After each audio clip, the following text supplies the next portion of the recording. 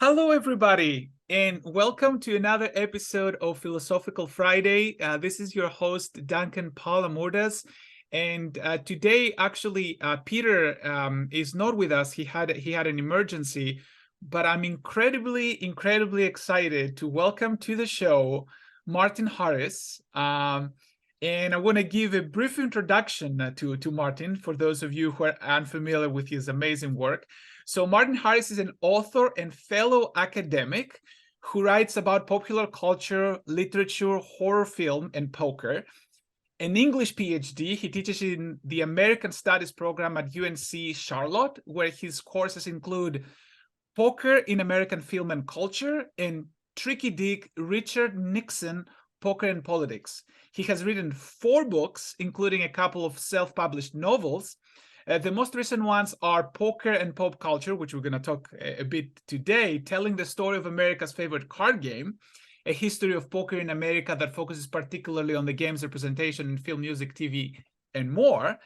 And the other book is Leatherface versus Tricky Dick, The Chainsaw Massacre as Political Satire, a minute-by-minute analysis exploring the 1974 film's political commentary, in particular, its satire of Richard Nixon and the Watergate scandal.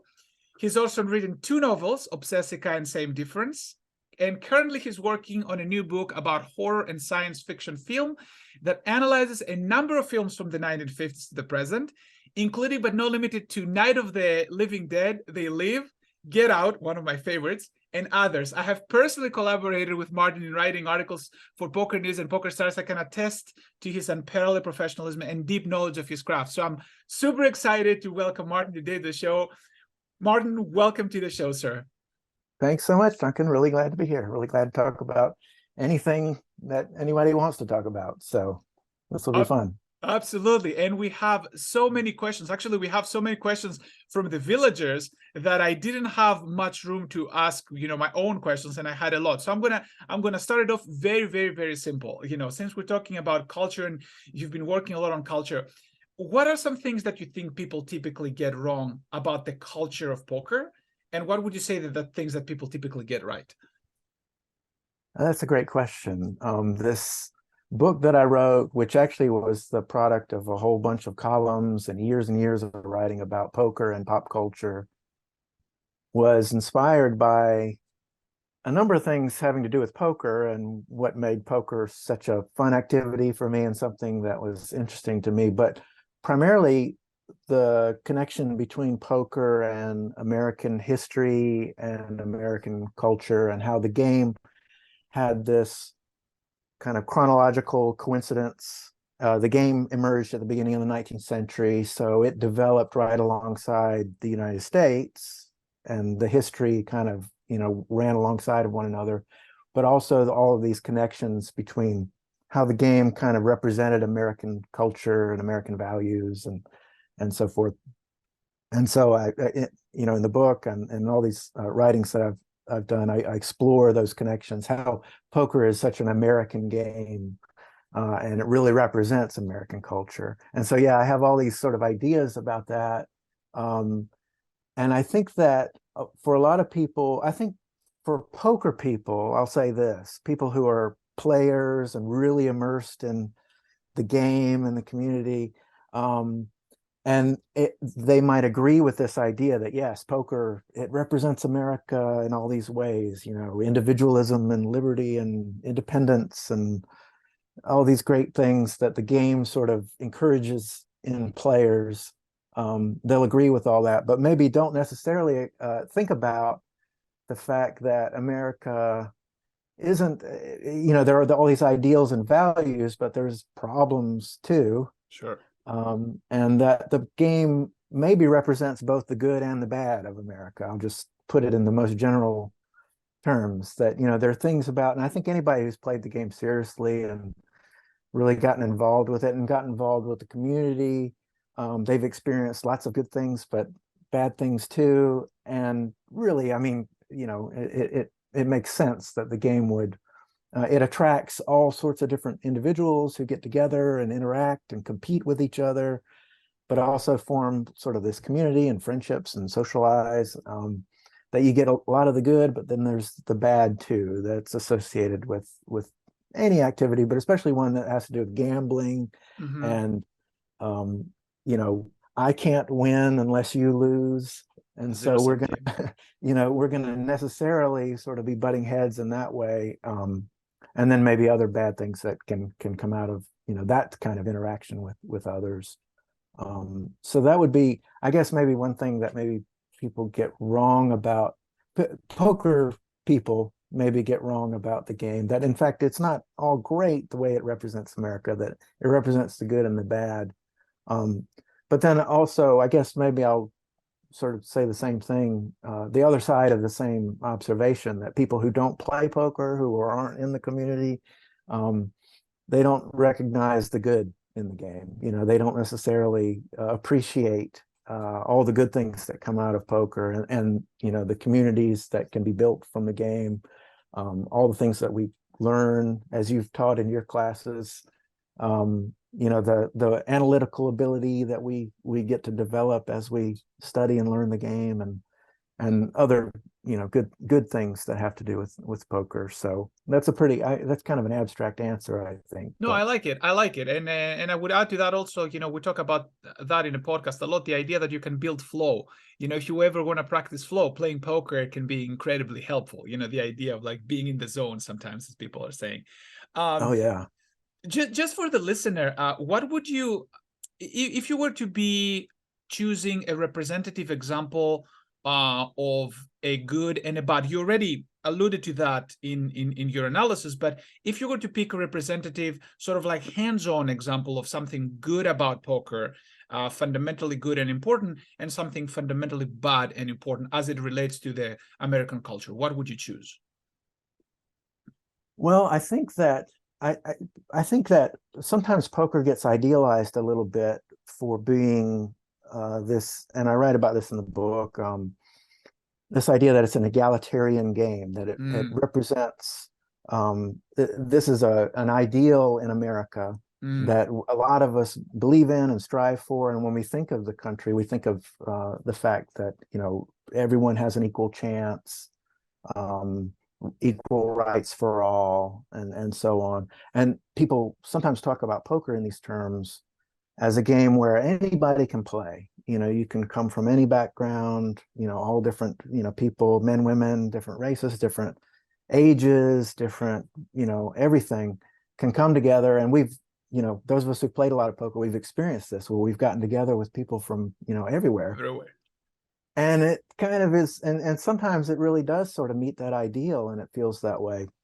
I always throw in the qualification that not everyone can actually play, that the egalitarian ideal, you have to have money to sit at the table. Good And point. so there's always that Okay. element involved. And even those of us who are sitting at the table, our financial situations are different. And when I'm sitting there with my $100 and you're sitting there with your $100, it may mean something different to us, to each of us. And so that kind of, the egalitarian quality of the game kind of breaks down a little bit because of that. But I think it does, I think I'll stand behind that. That's a good thing about the game, that represents America, at its best, when we find that sort of thing happening in other contexts, and people being able to work together and, support each other and build communities, and that kind of thing. Absolutely. Um, And on the other side of the spectrum? yeah, I mean, I guess, the game can be, uh, I, I, it is a gambling game. It's a game that involves a lot of skill, but luck matters, and you can't really deny that. Um, but it can also uh, fool player. This how it's so easy to not be able to determine how much luck and how much skill was really involved. And when we played that hand of poker, or in that last session, it's a real challenging thing. And so it fools people sometimes into thinking incorrectly about their own skill level, and how much luck actually affected, their circumstances. I think that reflects American culture too, that, the society is built in this way where we are, many of us have a lot of freedoms in the way that we can pursue our happiness, and also our careers, and, building families and all these things. And a lot of us are able to use our skills to better ourselves. And I think that sometimes we're also not necessarily cognizant of how much luck each of us experiences in life. I mean, we're born into certain situations that may be favorable or unfavorable. And then, of course, there's all those, forks in the road as we live our lives, where luck really changed things, and maybe we don't appreciate it. And just like in a poker hand, we win that poker hand, or we get the job that we want, or whatever, and we think, yeah, I'm good, I deserve that. And we don't appreciate the luck that was involved in that. And I'm saying all these are sort of it's an American phenomenon, but it obviously goes beyond just For the US. sure. But And this is actually an incredible point. The idea that luck can be underestimated as part of our culture. And you often see people who are perceived as successful to be approached by other people for advice. And then one of the things that they will say, people like Warren Buffett comes to mind, how lucky they've been. I mean, Warren Buffett in particular will say things like, I'm lucky I was born a male. I'm lucky I was born in a family of loving parents, in a situation where I had access to libraries and all of these things. I'm lucky I was born an American, and so on and so forth. And you're absolutely right that there is this element of a cultural element, I should say, of we have more control of our surroundings, of our situation, that perhaps we actually do have control of, right?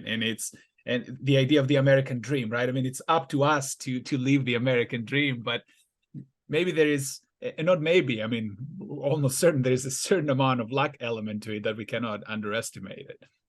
Absolutely. And that goes back to that, the idea of the game being an egalitarian game, and that we all have an equal shot. Well, maybe, that's not really true if you really drill down and look at each of our circumstances, that there's a great divide. We come to the table with different size stacks, and there's all kinds of things that right. affect our outcomes. So maybe we can sort of like this is beautiful, because like your 2 points of good and bad, perhaps they can be summarized in the same sentence. We all have the same chance, or do we? We sort of like, it is an egalitarian situation, but is it? But yes, it is, but maybe it isn't. Yes, it is. Like, it's like this constant back and forth between, the good and the bad. This is actually very beautifully put. These 2 sides of the coin. Yes, this is incredible. I'm loving this already, and I have like so many questions for you, but like most of them are coming from the audience and the listeners over at the village, and I want to make sure that we cover them all. One more thing I wanted to ask, because I've always been curious about that, and this is again my question, but how do you think in general are poker players perceived by the public? Because poker players tend to have an opinion of how that happens, but it can be a little bit distorted because we're so into that thing. But what is your view? Like, how are poker players in general perceived by the public, would you say? I think that actually in the book, this is something hopefully that comes across, that I kind of explore over a historical, a long, story, especially in the 20th and into the 21st century, where I look at how mainstream popular culture, films and literature and music and television shows and magazines and all these sort of mainstream versions of poker, or mainstream treatments of the game, reflect opinions about poker and about poker players. And to me, that was kind of, as I wrote the book, I mean, I knew this already, but I was able to find all of these examples of negative opinions about poker, about, associations of poker with gambling and violence, and, all of these things going back to the Old West, and then in stories about the Old West, and then in the 20th century, and gangsters and outlaws. Poker is a game played by criminals, and in history, that's technically true a lot of the time, because the game wasn't legal where it was being played. But in any case, these negative associations, I think, were kind of really grounded into the game and became part of the game's legacy. So as it was first invented and developed, and as we get into the 20th century and people start playing it, that these opinions about poker and poker players that aren't favorable opinions remain. And you have all of this. And if you go back and you read about, like, you learn about the early days of the World Series of Poker. Right. And you hear these stories, read stories like Doyle Brunson at the final table of the 1972 World Series of Poker, and it gets down to 3 players, and he's not sure he really wants to win the tournament and sort of come out of this as, the poker champion. Right. And so they cut a deal. And so, it isn't really, you have all kinds of examples of stories like that where people, as we move into the later 20th century, are encountering that prejudice against poker players and associations of it with gambling, and moral objections to poker, which inform a lot of the criticisms, and then also laws that prohibit it and prescribe where poker can be played, and which continue to have their effect. Jump into today, which I think your question was really more about. I think that the poker boom and televised poker sort of helping bring it to a mainstream audience in a way that seemed more acceptable for a while, helped change things, soften opinions somewhat. And I think, I don't know what your experience has been, but, you tell people, I'm, when I'm introducing myself, or someone's introducing me and I'm the poker guy, I find people are very receptive, right, and interested, and find it intriguing, and want to hear about sort of poker, what is it like, go to poker tournaments and being around poker, and that there's not really this negative association with it. At least I haven't experienced it, but I know that it still exists, and that there's still, a lot of mixed opinions about poker for a variety of reasons. Absolutely. And it sounds like, to me at least, it sounds like you're making a very interesting point here. You're talking about these historical negative connotations, which are actually grounded to truth, criminal activities, gambling, all of these related things, which actually propagated into our present as like some form of like forceful inertia of sorts, right? So and people were like, and we had to sort of like prove the onus was on the poker players to show that, hey, we're not the criminals of, the previous centuries, or we're not like the gamblers you may have seen in the movies. And actually that's a very good point, because there's all of these taboo associated with the game, and it has its roots in historical reasons. So history. And I should toss in also the cheating aspect. Oh, that's right. And how important that is to the history of poker, and was a big part of the game during its early history, and continues to come up here and there in poker. And people, that's another thing, along with violence and moral objections to gambling, right, associations with sinful behaviors, drinking and smoking and cheating, and all these games in the movies where there's always cheating, and then it ends in a gunfight or a brawl or something. These aren't good advertisements for poker. These aren't things that make the game. It might make for a great movie, but it doesn't necessarily make the game seem more palatable to a certain segment of people. Absolutely, absolutely. But at the same time, you made the point that, some things have changed. So again, with the evolution of the the poker shows and the change that happened in society, people may be intrigued, maybe willing to hear more about, like you said, the poker guy. What is it that this poker guy is doing? Maybe it's interesting. We live in a, in an era where people doing all sorts of crazy things. Some people have careers by making videos on the internet, things like that. So it's a very exciting time to be alive. Now, speaking of film, right? I mean, and television, Humberto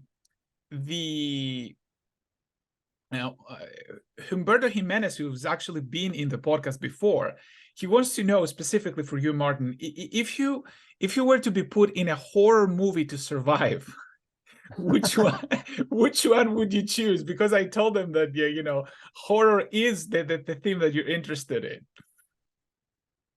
If I would willingly go into one of these worlds, these horrifying worlds. That's right. And well, I think actually the answer is kind of easy. Okay. And I've got a real soft spot for the zombie movies of George Romero. Okay. And in this book that I'm writing, I have a chapter on Night of the Living Dead. That wouldn't necessarily be the most fun movie to jump into because you'd be trapped in a house with these other people. But Dawn of the Dead, the sequel, right. And I think that's one of the great appeals of that movie from 1978. That if you've seen it or those who have seen it, they know that the movie largely takes place in a shopping mall where these four characters are able to fortify themselves and enjoy the spoils of free everything. Right. And I think it's one of the things that makes people like the movie a lot, because it becomes momentarily, while they're able to sort of hold the zombies off, and they get to experience this kind of utopia in the middle of the movie. And so if I'm going to jump into to answer the question, I'll jump into that movie, and I'll try to do my best not to mess things up at the end like they do in the film. Try to change the and something related to horror in particular, because it's a very interesting concept. And Larry W., who's also at the Village, he made a very astute observation, which reminded me of something. He made the observation that some poker sessions are not alike a horror film in some sense, right? I mean, if you play poker long enough, and you actually don't have to play that long enough, you can experience, that situation. Billy DGAF from Hustler Casino Live, he calls it the abyss, where basically everything goes wrong. And the moment you think you hit wrong bottom, something worse is going to happen. People are going to start hitting one-outers on you and things like that, which is, related to the same feeling of dread that sometimes we experience when we watch horror films. And I wanted to ask you about this because there is something interesting. First of all, do you see any relation between the actual horror films and a horrific poker session? Yeah, that's really an interesting observation, and it makes me think. I'll try to say this quickly, but I've got two sort of ideas about that. Where, oh, please, that's what we're here for. I think that's absolutely correct. That the experiences and even the appeal, in a strange way, of horror films and the psychological test the challenge that we give ourselves when we sit down at a poker table and we play against difficult opponents, and we try to, manage this situation. We willingly enter this dangerous situation. Right. That there's a lot of affinity there. And I think you're right. The kind of, the swings and the scares and we talk about scare cards, coming in. There's all kinds of connections, I think, there. And so that's just generally a really neat observation, I think. And I definitely think there's overlap there. The other thing it makes me think of when I think of how poker and horror films connect, I think of these horror films that are essentially following the pattern of the Agatha Christie and Then There Were None novel, like the slasher films, where you start with a cast of characters that gradually get knocked off one by one, and then you're down to the finale with the killer and the final perpetrators, right? Yeah, these poker tournaments, essentially are like that, like a battle Very royale interesting. kind of, where we're knocking each other off one by one, and we get down to the end and only one is able to survive. But just the kind of the narrative structure, I guess there's a similarity there with tournaments and poker. But I like the more general observation about the psychological, the terrors that we put ourselves through when we play poker and when we watch a horror movie. Why would you say people are attracted to that element? And if people are attracted to things like horror films, for example, and we sort of like believe that there's a connection between horror films and horrific poker sessions, what do you think makes people, and do you think there's something that makes people, in a twisted kind of way, excited about seeing somebody being completely demolished at the poker table? And the way I'm Yeah, I'm at least that mentioning wasn't me. Yeah, yeah. oh, at least that wasn't me. That's interesting. Yeah, That's interesting. That's yeah. interesting.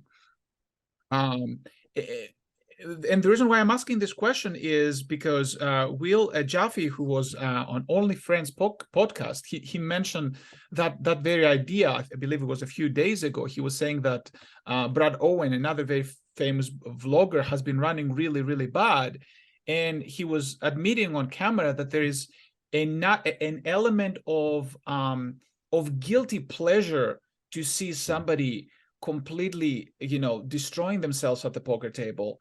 And I couldn't help myself but make the connection with the horror films. And I thought to myself, I definitely need to ask Martin that question. What's going on there? Is that an illusion? Is there something, like you said, at least it wasn't me? Is that what's going on there?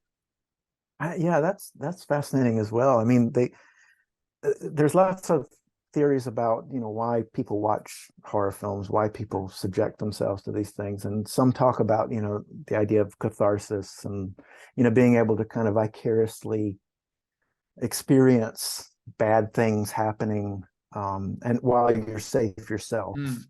Um, or maybe to sort of there's other sort of ideas about people having deep rooted bad ideas about bad things, and being able to again sort of vicariously experience it or something in a safe way. And I think there's definitely something there. And I don't know, it's an interesting comparison with watching someone failing at the poker table, or that kind of where again we're safe as we watch the poor player Right. on the stream getting crushed. And there's something there. I know what's being described there, that kind of weird pleasure, guilty pleasure. Right. I'll say Right. guilty. But it's a pleasure. There's something there that's intriguing. For me, one of the things I talk about, what makes horror films interesting to me, is how they're constructed and how they are built to produce a response in an audience. And so the aesthetic kind of questions about how the music and the editing and the shots and all these things add up to produce these responses. To me, that's kind of fascinating too. And I guess that probably is true as we're watching the stream, because we're seeing these poker hands, and we know, maybe we've gotten to know the character, we've gotten to know the player, Right. and his tendencies or her tendencies, and we become invested in a certain way, and then we watch a hand play out, and that too, there's always kind of an aesthetic, the narrative of a hand, and how this the great starting hand that turns into something a lot smaller after the flop, and then turns into something really difficult and awful on the river, especially when the opponent check raises all in, and you're sitting there, can I possibly call? So as we watched all of that, we sort of saw how it was put together, and there's not a director or a screenwriter or anything. It's just sort of happened. But there's also that kind of that there's a pleasure there too, I think, as we see sort of step by step this horrible thing happen and in and and front of us. the story unfolding too, right? I mean, in Yeah. front of our eyes, and yeah, that's actually that's actually very interesting. Do you think that's the reason why people may be drawn to personalities which can be extreme, and even personalities that can be very divisive, and people have like strong opinions about it? You think that might be the reason why we all know these personalities, right? I mean, which can be, Yes. very, very vocal, very rude sometimes. And do you think that might be a reason why people are drawn to these people in general?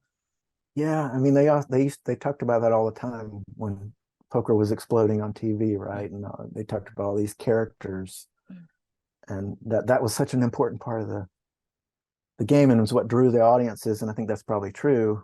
And a lot of times that was all.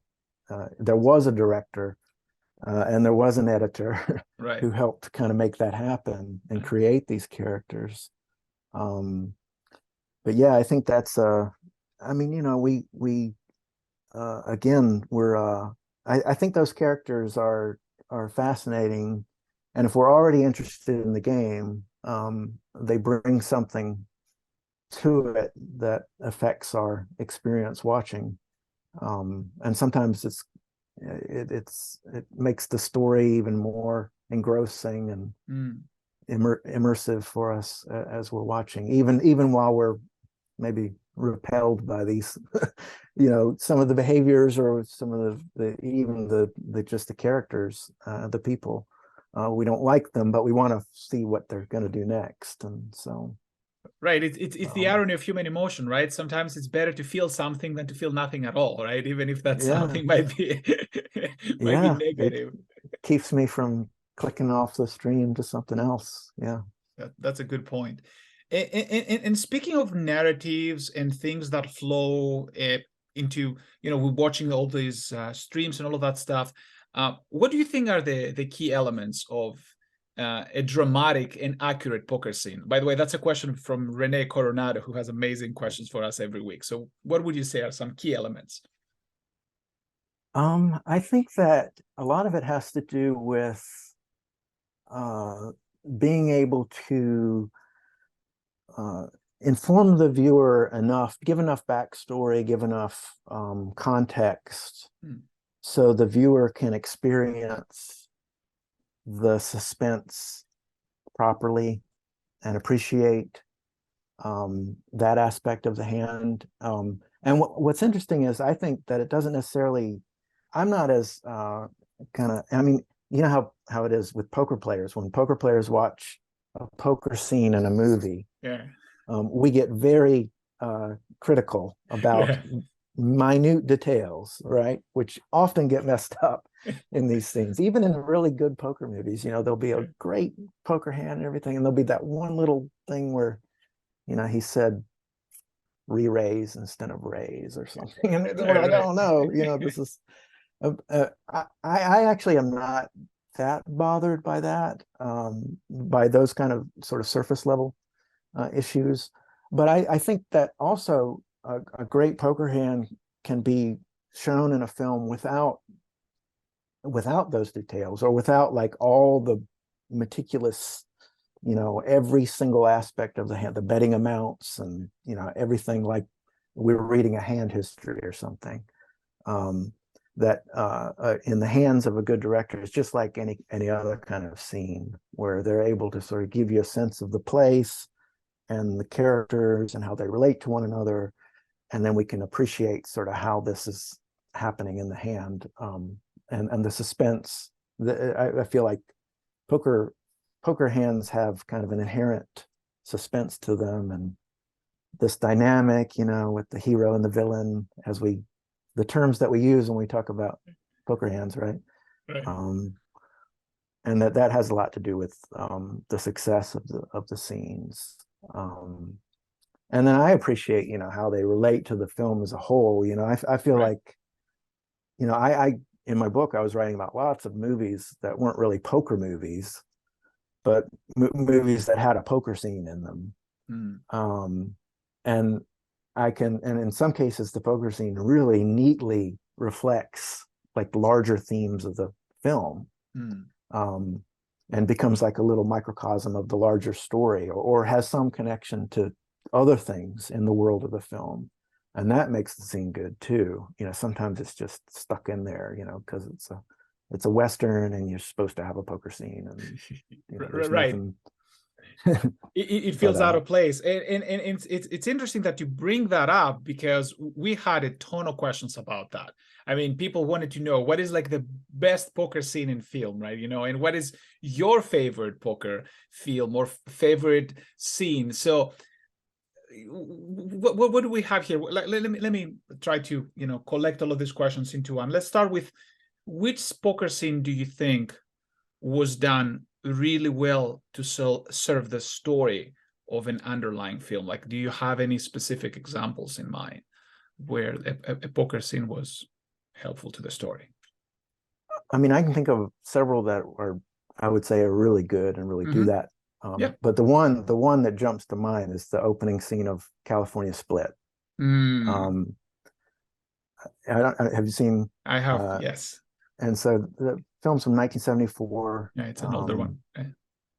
I have kind of a soft spot for it too, because I've very fortunately gotten to know the fella Joseph Walsh who wrote this film, and have developed a friendship with him and talked to him many times.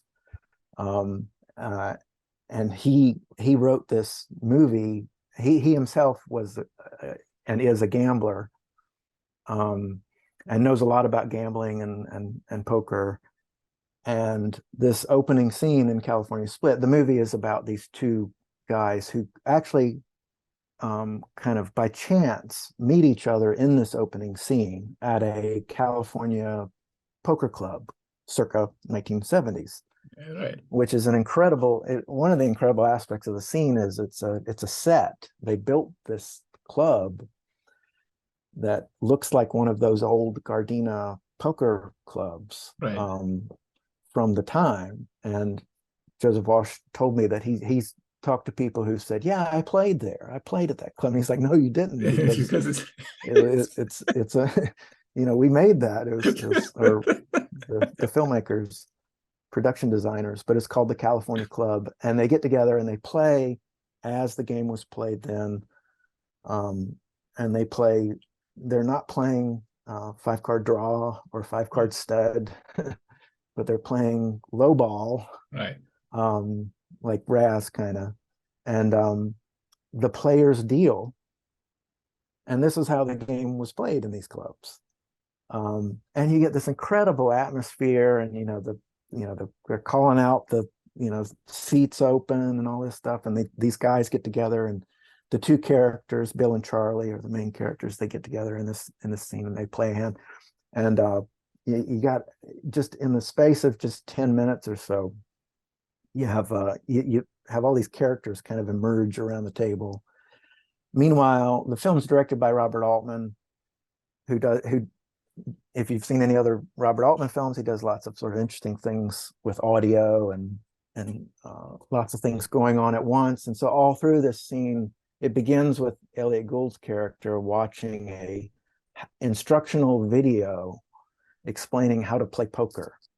And that sort of plays through the scene. It comes and goes, but it's playing as they're playing this hand, or they play a couple of hands, but the big hand results in a huge dispute and a physical fight over what happens in the hand. And meanwhile, the voiceover is talking about the importance of etiquette and being nice to your fellow players. But anyway, it's just such a satisfying scene, and it's also one of those scenes that really resonates, I think, with players. And it's a good example of what I was talking about earlier, where you don't even have to know how to play this game to appreciate what's happening and how the hand, how the hand develops and what happens and what the dispute is and all of these things. And that's one of the things that Joseph Walsh, I think, was most proud of. He told me about more than once about how the producers, studio people, they wanted it to be, four kings beat four queens, Right, and right. The classic, yeah, straight and he flush, was like and he was like, no, get people who play poker, gamblers, they'll know what's going on. They'll appreciate the realism of this, because right. this is really more like it. So anyway, that's the scene that I would highlight as No, my favorite.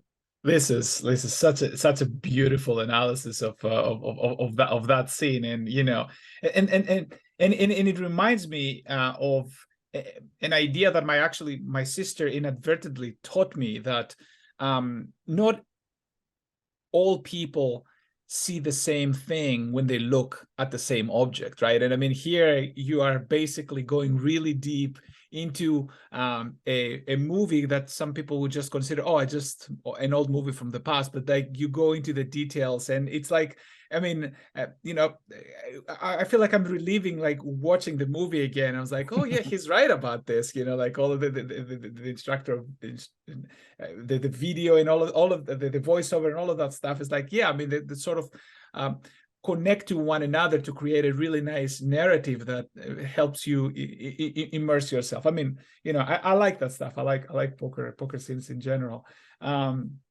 Anything else more in the modern era that comes to mind that you thought that the directors did well? Probably the most recent film that that really stood out for me was Mississippi Grind, which is actually probably pretty directly influenced by California Split in a way, because it's kind of a similar, I think it came out about 2017 or so. And it features kind of a similar situation where a couple of guys happen to meet, right?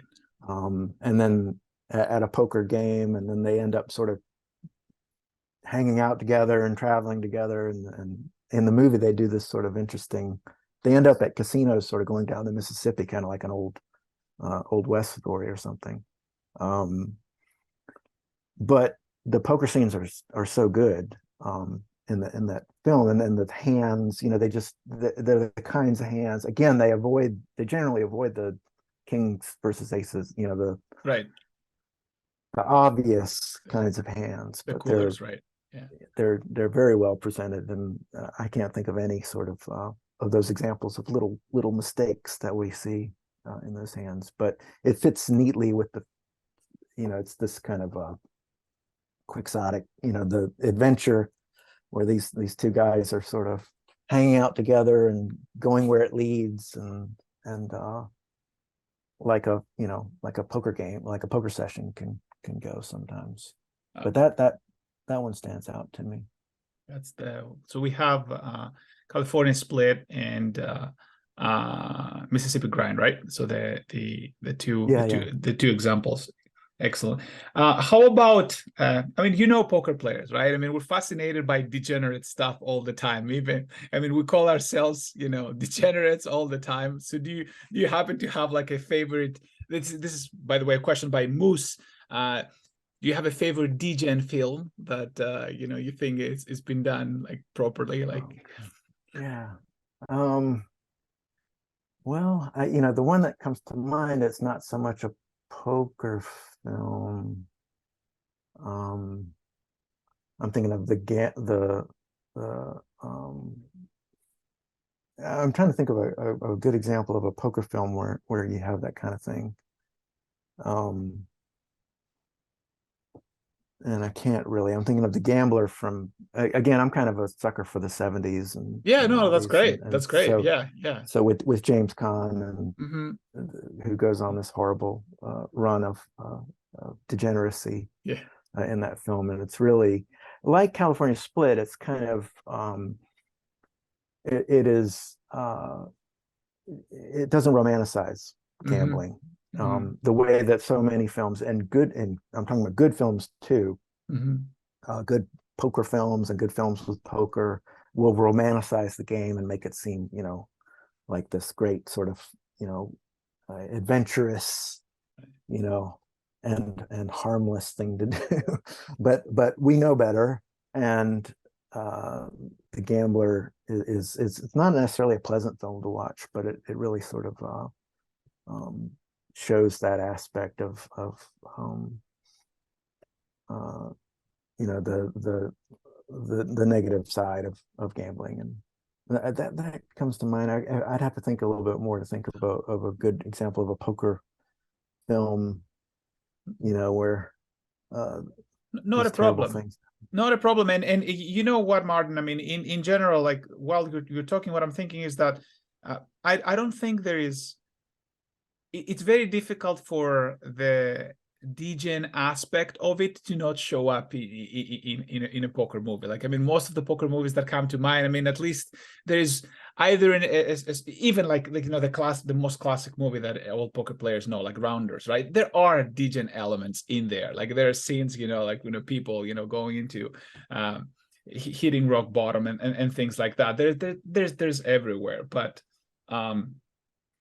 yeah, if something, you know, comes to mind just randomly, just let us know. Now, Moose also wants to know, and I think that's a really good question too. He's asking, do you think there will be mass appeal in doing a poker TV series in the same insiders vein as Entourage or Bowlers? I don't know if you're familiar with those TV shows from like HBO. Yeah. What kind of story is required for that show to succeed, if you think that would be something that would have mass appeal? And for the listener, I believe there was something called it was a production that was done by individuals from Deuces Cracked. I believe it was a while ago. I think it was called 2 months, 2 million or something. Or oh, you're Yeah, familiar with this too, right? yeah, So yeah. that comes to mind. I don't know. Yeah, I mean, yeah. So that, I guess that was, I'm trying to, you know, that maybe is sort of, we're in the realm of like reality TV and that kind of storytelling, which maybe, you know, I'm a little cynical about it in terms of, you know, it's just anticipating a wide audience being interested in, say, a reality TV show about poker players, like that one or another one. But it could be, I mean, it could be done in a way, and it could involve personalities and stories and situations that are interesting to a mainstream audience, to not just the hardcore poker audience. I think that you know, in truth, for a poker TV show to do that, it probably couldn't be like a reality show. It would have to be like a, you know, a scripted show. And I guess it would have to, you know, balance this. You know, it would have to balance the poker with everything else in a way that, you know, sort of made poker still important and central, but that didn't necessarily overwhelm the story and shut out the non-poker part of the audience, or the audience that isn't already interested in poker. I think of sort of sitting down and watching like poker on TV with my wife, who's not really a poker player, but who can get interested, you know, depending on sort of how it's presented and so forth. And I sort of would use her to judge sort of how is this working? You know, how is this appealing to a wider audience? And so I don't know. I mean, I think it becomes kind of dangerous to get too immersed in the specifics of the poker, and risk losing the larger audience. I just feel like it's like a huge challenge, you know, to keep everyone else involved. If you're going to keep delving into like another hand and yet another hand and or even other kind of sort of you know, arcane things that have to, you know, that are associated with the game. How about side elements? Like, how about a show that, I mean, of course, I mean, it showed a little bit of poker, but at the same time, it showed how people struggle with the ups and downs, with the because I mean, poker is such an incredibly weird profession from all standards, right? So, and it's such an incredible source of extreme emotions, both positive and negative. And what if it, and again, I mean, I'm spitballing, obviously, I know nothing about producing or directing or anything like that, but I was wondering, like, do you think that could be something that people might be interested in? You know, I mean, there would be like 10% of poker, and then the remaining 90% was like all the surrounding ones, the ups and downs of the game. Yeah. Yeah, I think that could be done. In fact, as you were just saying that, it made me think of this novel that this fellow Peter Olson wrote recently. Peter Olson, who wrote several poker books, he co-wrote the biography of Stu Unger. He wrote Take Me to the River, and he wrote some books, poker titles that came out during the boom. More recently, just a couple of years ago, he wrote a poker novel called The Only Way to Play It, which I recommend to everybody. Okay. Peter Olson, The Only Way to Play It, which I thought was fantastic. And as you're describing it, it basically it tells the story of a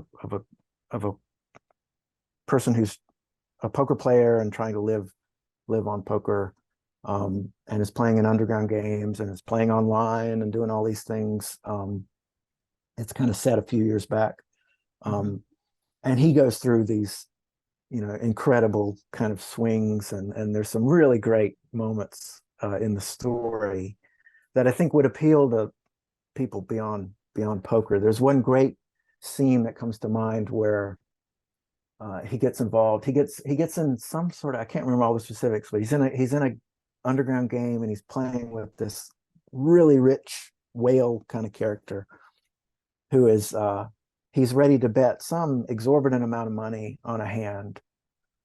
He's inviting our hero to go in a hand where he doesn't look at his cards, and basically just do you want to do this? Do you want to gamble 50,000 or 100,000 or some crazy amount for him? And and Peter does such a good job of describing what he's going through. He's like, oh, can I do this? And it becomes this really difficult situation. And anyway, I think it's the kind of that sort of thing, like the psychological tests that we talk about poker putting us through.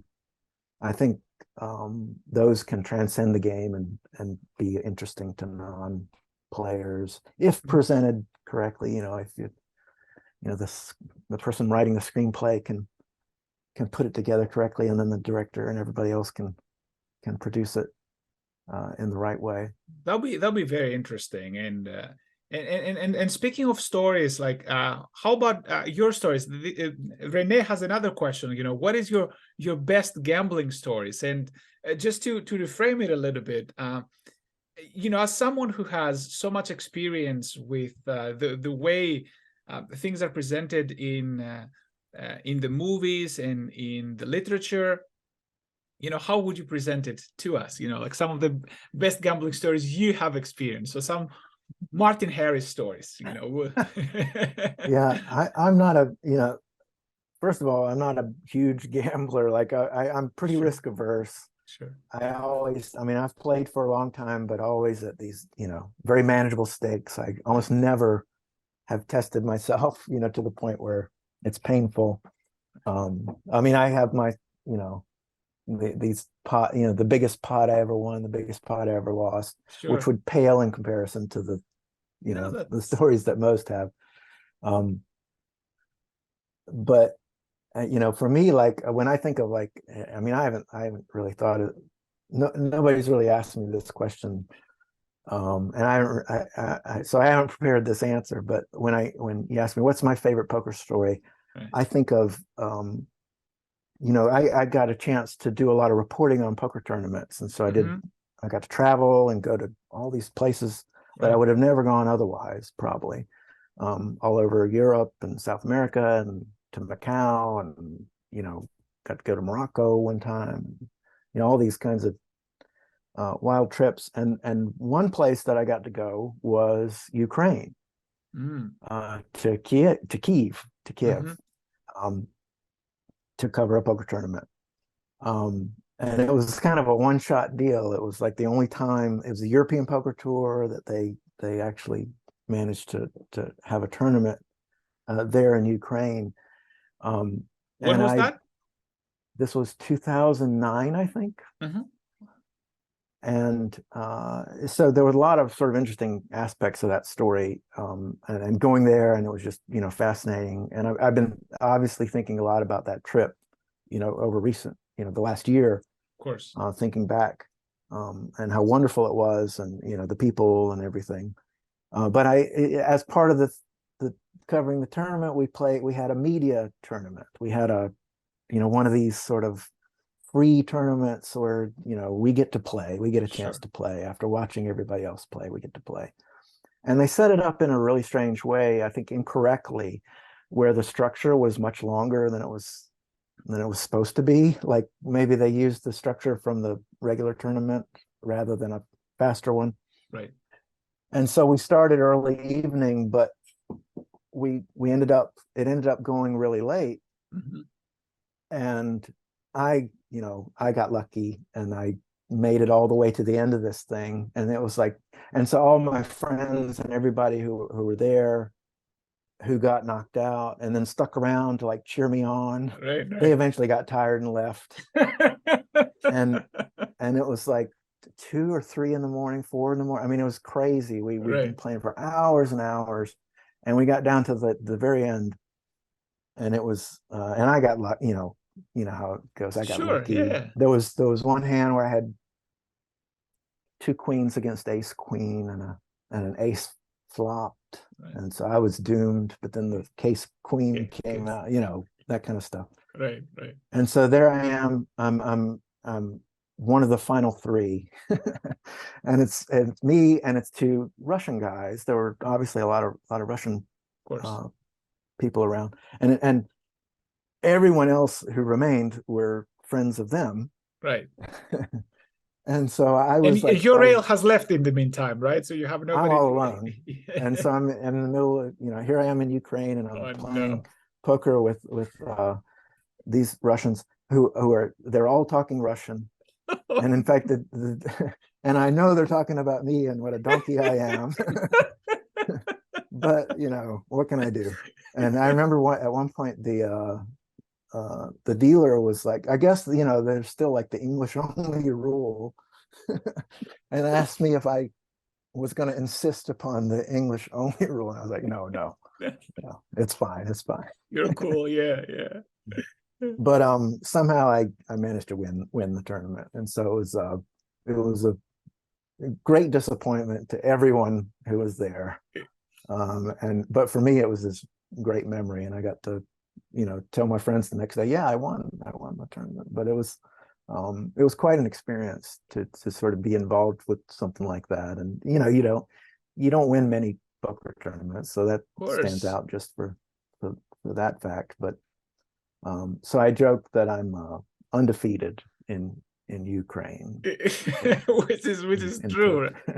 And despite the 1-0, right? Yeah, and despite the language barrier, you persevered, and that must have been pretty interesting. So, but I gotta ask you, how did you know they were they were talking about you? Like I was doing things, and we learned things. We realized that, going back to what I was talking about before, how hard it is to tell sometimes how good you are, or the skill levels that you have.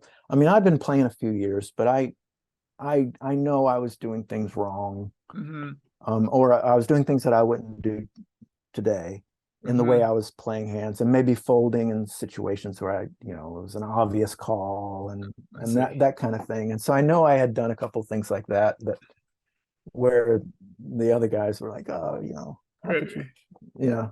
how could you fold that hand, or whatever, ICM was not something that I was aware of at the time. in 2009. That's 2009. I mean, I don't think many people knew that. I don't even know if somebody came up with that term. I don't remember historically. The concept was around. The concept. I understood sort of that kind of thing. But anyway. That's incredible. Yeah, no, this is a beautiful story, like it has everything, it has the travel to the other country, it has, the difficult circumstances, the hero loses his entire support on the rails, Yeah, walks, yeah, yeah. it has everything. It's beautiful, and then he's trying to persevere when it's down to three and nobody's around to help him. I mean, I love it. This is Well, and really then good. it satisfies the storyteller's vanity as well, because he gets to talk about the winning, which is the thing that poker, when we talk about stories that poker produces, and they're notoriously unreliable narrators of these stories who always remember the good things, or the things that make them look good, and forget about the mistakes they made, and that kind of stuff. Absolutely. No, that makes a lot of sense. And I would probably be amiss. I mean, I think we've covered most of the questions that people were asking. But I would be amiss if I didn't talk a little bit about your newer project, because it's really, really exciting, right? I mean, you're working on a new book, right, that tries to analyze and understand. I believe it was 17 horror films. Is that correct? Something like that. Like yeah. Yeah, I have. It's like a collection of essays about individual films, and so there are 17 chapters on Okay. the proposal, and that I've given myself the task of writing. I may drop one or two before I have a deadline at the end of the year, so I'm eyeing that. It's still There's far off, but it's going to get here. it's good. Yeah, but there's some like pretty interesting names. I mentioned a few in the introduction, but there's others that you mentioned, like the Invasion of the Body Snatchers, Night of the Living Dead, the Stepford Wives, Alien, They Leave, Starship Troopers, The Mist, Get Out. Like these are, some of them are classic, some of them are newer. So what made you, explore that territory, and what are some things that you learned? That sounds incredibly interesting to me, like, exploring horror, and what are some aspects that you've learned that people might be interested to hear about? Well, I'll sort of quickly explain sort of how the whole idea came together. It started Please. with me. I teach in the American Studies program at Right. UNC Charlotte, Right. and I teach this poker class and a Richard Nixon class. Right. And then I had this idea to develop. I've taught film classes there before. I've taught like intro to film and European cinema, and some things like that. But I had this idea I've done scholarship on horror film, and I've already sort of got an interest in that. And I just wrote this Texas Chainsaw Massacre book. And so I've been thinking a lot about horror and politics, and horror films that have political messages. Mm-hmm. And I thought, well, and I got into this idea of creating a film course, which was I guess, going back a couple of years. I started developing this course that would involve all the films would be horror and science fiction. So there'd be, it would always be sort of a combo film, like Invasion of the Body Snatchers, Right. or Right. that where it's this science fiction story, but it's horror as well. Right. And I think what probably inspired it, what really sort of triggered me, was seeing the movie Us, the follow-up to Get Out, Jordan Peele's. I haven't watched that one. Oh, okay. And it's fascinating. And it draws on, and so a movie like Us, and I think Get Out also, is influenced by Jordan Peele is a fan of earlier horror, sci-fi stuff, and he ended up doing some Twilight Zone. I So didn't know he's that. kind of he's in that that's kind of thing is influencing his films. But the movie Us, and it got me thinking about these films that feature these horror sci-fi films that feature groups in conflict with one another. And in Us, that sort of is what's going on. And in Invasion of the Body Snatchers, that's what's going on, and these other films.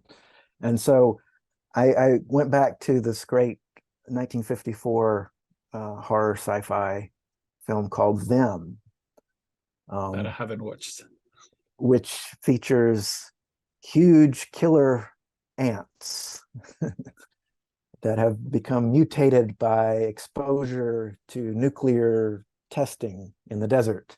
Right, And of course. so these big 15-foot ants are terrorizing America. And so I said, oh, this will be cool. I'll call it Us versus Them. And we'll start with the movie Them, and we'll end with the movie Us from 2019. And I'll find films, along the way that are also horror sci-fi films that feature groups in conflict in different ways. And so I ended up doing that. I ended up creating a course and all these lectures and, sort of getting it all together. And I taught it for the first time last spring, so a year ago. And as I taught it, I thought, I had this idea, maybe I could do a book out of this. Maybe I could, create a kind of a proposal. And so I did that on the side. And the course went pretty well.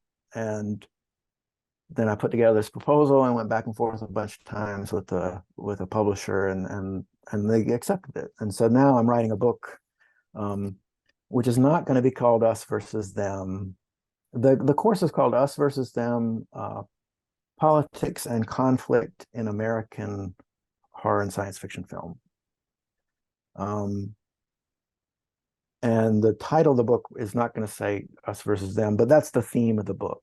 That's the idea that sort of ties all the different analyses of these different films together, that they all use. What they do is they create a wild, outrageous, fantastic situation, like with killer ants, or with the robots, the Stepford Wives, or robot women, or these kind of outlandish scenarios, to create a story that involves groups pitted against one another, kind of an us versus them scenario. Tension, yeah. In order to comment on American society, make political statements, using allegory and satire and all these things that you can do when you tell a story like that. And so that's the idea. Do you think that's intentional from the creators of these movies, like all of these metaphorical, or do you think they're coincidental? It's interesting because, and one of the things I'm doing as I get deeper into, I created my lectures, and so I learned a lot and kind of about the making of these films. But now that I'm writing about them, I'm having to study them even further. And in some cases, you have filmmakers, screenwriters, directors saying, no, I intended no political messages whatsoever, or wanting to kind of shape the response in a certain way to steer it away from being too specific. And in fact, Invasion of the Body Snatchers from 1956 is a great example of this, a film that really pretty much immediately was read as being, it was read in a couple of ways. It was read as either a film about communists infiltrating America, or a film about the McCarthyists, the Joe McCarthy and his followers, who were overly zealous about finding and rooting out communists, and that the body snatchers, the bad guys in this movie, are either represent one of the two. Both of those are pretty political readings. They're actually kind of antithetical readings. But the fellow who wrote the original novel, and then the director Don Siegel and others, they said, no, we really didn't intend. We did intend a commentary on conformity, like a more general warning about losing your individuality in the service of what the group tells you to do. Right. But we didn't really intend the political. So I'm having to kind of negotiate that and maybe make disclaimers sometimes as I produce my own readings. But I think actually a lot, and the ones that I've chosen, I think they are pretty politically sort of conscious. And some of them are, it's pretty obvious, like They Live or Starship Troopers or Right. Get Out. The people who made these movies were they were thinking of these things. They weren't like just kind of telling interesting stories for their own sake. But it's interesting that you mentioned that, because it's very characteristic of the artist to feel about the situation surrounding them and not necessarily putting those thoughts to consciousness, if that makes sense, right? They're sort of like, getting this, like, this is how that thing makes me feel. Whether or not it has been influenced by the political situation is irrelevant, because that's exactly how it made me feel. And the reason why I ask you that question is because there's a film by Miyazaki from Studio Ghibli. It's the Grave of the Fireflies, 1989, I believe it was. And you're probably familiar with like the Japanese studio Ghibli, right? I mean, we're making all of these animations, right? And the story in the movie is about brother and sister in the midst of the war. And as you can imagine, people were like, "Oh, this is definitely an anti-war message," right? I mean, you wrote that movie because you're trying to be anti-war. And he said, "No, I wrote a movie about a brother and a sister, and how in the middle of the war they were facing adversity, and how they were trying to survive." And it's interesting that like his way of expressing what was going on in the movie is perhaps subconsciously he hated war, in some sense. It might not have been his political message, that the war shouldn't have been made, but all of these negative effects that affect our heroes in such a bad way, it was something that it was sending a very clear message. And whether it was subconscious or conscious, it's almost irrelevant, perhaps. I don't know that, but I think that happens. And of the films that I'm writing about, that the one that probably is the best example of that, what you're describing, is Night of the Living Dead, which was filmed at the end of 1967, and it came out in 1968. And which kind of brought together a lot of the tensions, 1968 being this kind of incredible year in American history, and really reflected a lot of those things. The filmmakers and George Romero would talk about this, about how he was obviously conscious of these things, but they were also a low budget, they didn't have a lot of money. It was just sort of a group of people who were just kind of making a movie, and this was kind of a neat story and a neat way to do it. And they were incredibly, creative, and used a lot of ingenuity with their tiny budget to sort of produce this great, affecting movie, and weren't necessarily thinking of these larger themes and subtexts quite so specifically. But recognized by the time the movie came out at the end of 1968, recognized that, of course, these things are going to be part of how the movie is received. Like, as one big part of that is casting an African-American man in the lead role, surrounded by a cast of white characters, which produced, this, it ends up sort of, something that is never really addressed explicitly in the film, but which is unavoidable to any audience watching the film, is understanding sort of racial tensions and that kind of thing. Yeah, I mean, they live at a time where these things happen on a day-to-day basis. They're influenced by it, right? Whether or not they're trying to make a statement is secondary. Like, they are exposed, to the civil rights movement and everything that happens in the 60s, right? So this is going to play an important role. Oh man, that's fantastic. So if people want to know more about that stuff, Martin, we already talked about some of the books that you've written, but what are some places they can find you? Like whether it's social media or your books on Amazon, and what is some good places for people to go and find more of your work in general? Probably the best way to find my books would be to go to the Amazon. I have an author page on there Right. where you can find all the books We're and gonna find link out it more also. about them. Yeah. I used to, and part of this experience as a poker guy and a poker writer, I had a blog called Hard Boiled Poker that I was very dedicated to for many years, and no longer really write so much on, but it's still there. It's, if you just look up Hard Boiled Poker on Google, you'll get to it. Okay, we'll include that as well. So in the description. And thanks to that, that's my Twitter handle as well. It's Hard Boiled Poker. So like hard boiled egg, but Hard Boiled Poker, one word, is my Twitter handle. And I'm not tweeting a lot these days either, but that's where I am. So great. Well, I mean, it's been a fascinating discussion, and I learned a lot about this very interesting world of horror films, and it's.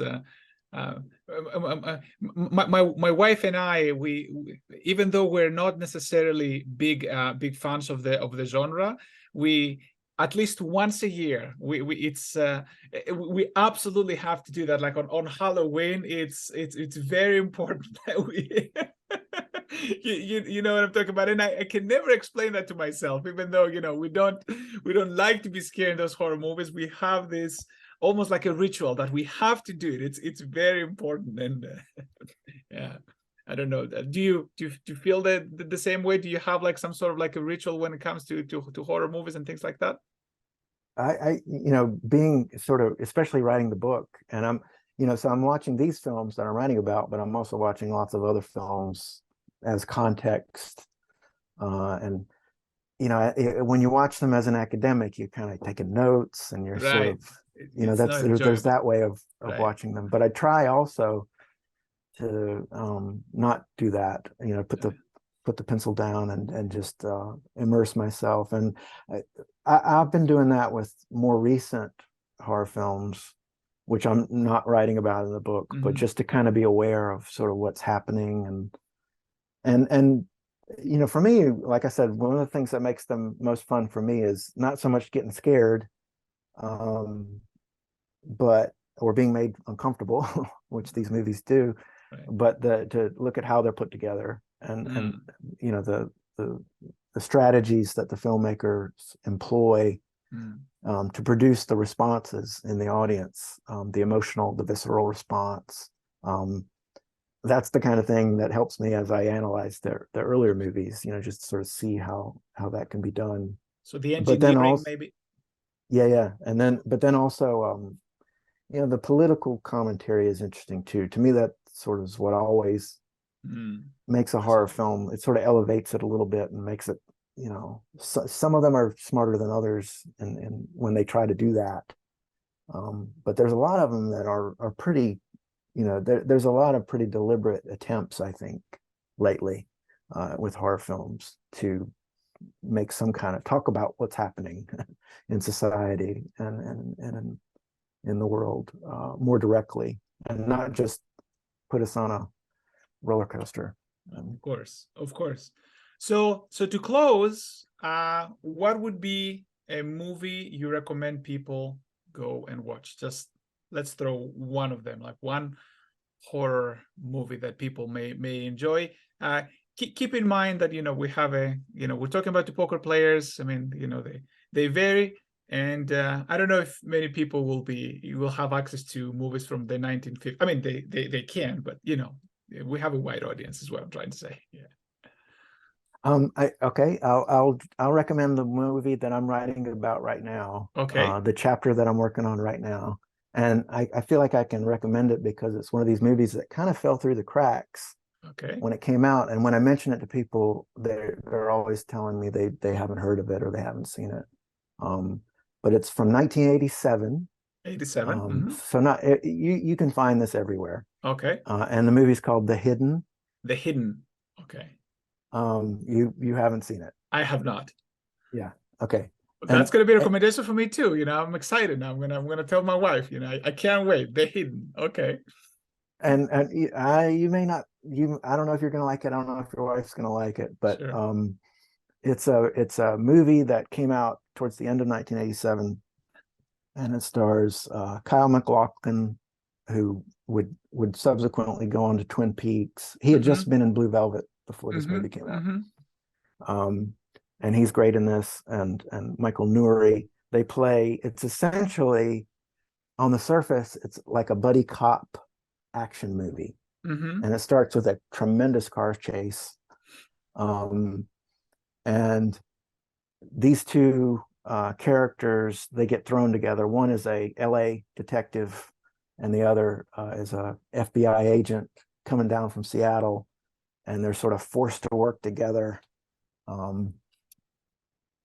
in the pursuit of this criminal that's on this crime spree. But then what happens is things sort of the movie continues in that vein, so it's sort of an action buddy cop movie. This is the same year that Lethal Weapon came out. Oh yeah. And so you sort of feel like you're watching Lethal Weapon at the beginning of the movie, but then it turns out that there's aliens involved.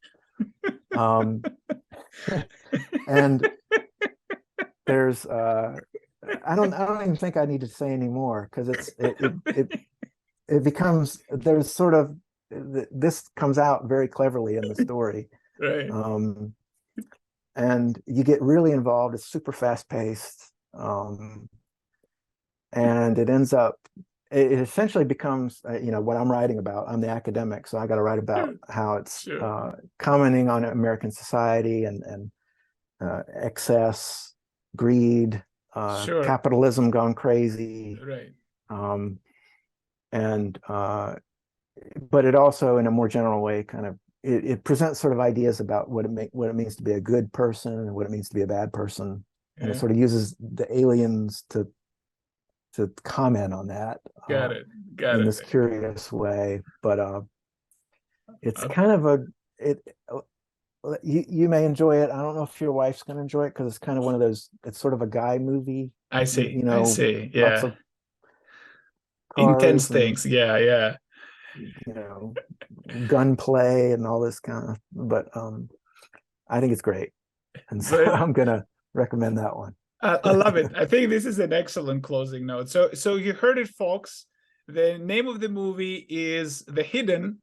It turns out aliens are involved. So yeah, that's a great way to not spoil anything. But well, Martin Harris has been with us, Philosophical Friday. Martin, thank you so very much for being with us today and sharing your wisdom. Thanks so much. Thanks for having me. It was great. A lot of fun. Absolutely. And thank you, everybody, for listening. We will see you next Friday. Take care now.